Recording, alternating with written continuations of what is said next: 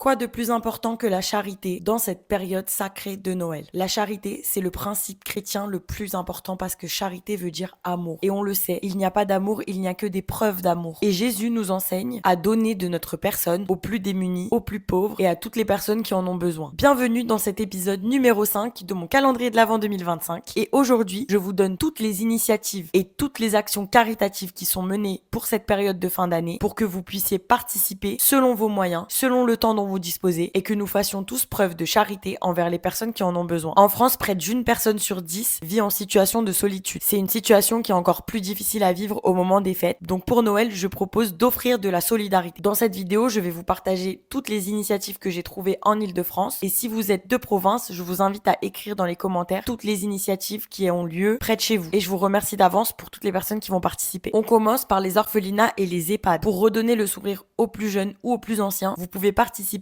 aux visites qui sont organisées dans les EHPAD et les orphelinats. Par exemple, on a l'orphelinat de la RATP qui organise chaque année un arbre de Noël et des journées magiques avec atelier maquillage, photo booth et aussi beaucoup de cadeaux pour les petits. Je vous laisserai tous les liens en description. Le site c'est orphelinat de la RATP et vous allez trouver toutes les informations nécessaires. Ensuite, on a Petit Frère des Pauvres qui organise depuis 80 ans des réveillons et des repas de fête pour les personnes qui sont accueillies dans les EHPAD. Il y a beaucoup de personnes qui se mobilisent le 24 et le 25 décembre et grâce à l'association, ils peuvent proposer des petits repas, des visites à domicile, des colis de Noël, mais aussi des cartes de vœux. Et si vous voulez participer à ces distributions, il suffit de s'inscrire sur leur site Petit Frère des Pauvres. Encore une fois, le lien est en description. À Paris et en banlieue ont lieu beaucoup de collectes. Par exemple, la Fabrique de la Solidarité qui lance chaque année une collecte de boîtes de Noël. Donc vous prenez une boîte en carton, vous la remplissez de petits mots gentils, d'échantillons, de petits produits d'hygiène, des petits jouets pour les enfants. On décore la boîte et ensuite on la dépose dans l'un des points de collecte qui est indiqué sur le site paris.fr. Et en général, les points de collecte, c'est les mairies, les centres de quartier et les associations. Bien sûr, pour financer toutes ces actions solidaires, il y a plein de cagnottes en ligne, mais il faut toujours vérifier la source de la cagnotte. Par exemple, la plateforme Hello Asso, elle réunit plusieurs collectes de fin d'année. Donc vous retrouverez la cagnotte de l'association Petit Frère des Pauvres. Vous retrouverez aussi celle de la Maraude de Paris. C'est une cagnotte pour préparer des petits goûters de Noël pour des enfants en précarité. Et il y a plein d'autres cagnottes qui financent des jouets, des goûters, des activités. Si vous pouvez participer, même un don de 5 euros. Je sais que c'est dur dans la France de Macron, mais ces personnes-là, elles ont vraiment besoin d'aide. Bien sûr, vous pouvez créer votre propre cagnotte via Litchi, le pot commun, via aussi Hello Asso et la relayer sur les réseaux sociaux. Moi, c'est quelque chose que je ne fais pas. C'est pour ça que je préfère encourager toutes les initiatives qui existent déjà au lieu de les multiplier. L'État encourage ces initiatives sur le site jeveuxaider.gouv.fr. Sur le site, vous trouverez plein de petites initiatives auxquelles vous pouvez participer. Vous pouvez par exemple rédiger des cartes de vœux, aider à emballer des cadeaux. Ça, c'est le genre de choses que vous pouvez aussi faire avec des associations comme Petit Frère des Pauvres. Ils prennent aussi tout ce qui est dessin fait par les enfants. Je trouve que c'est une excellente méthode pour leur apprendre la charité et pour leur permettre aussi de participer à ce genre d'initiative. Vous savez bien, la Croix-Rouge organise beaucoup de maraudes tout l'hiver. Il y en a aussi spécifiquement pour la période des fêtes. Ils vont donc aller à la rencontre des personnes qui sont dans la rue, dans ce froid malheureusement. Vous pouvez les aider. Vous allez sur le site de la Croix-Rouge. Ils distribuent des boissons chaudes, des duvets, des repas, aussi un petit peu de leur temps parce que c'est des personnes très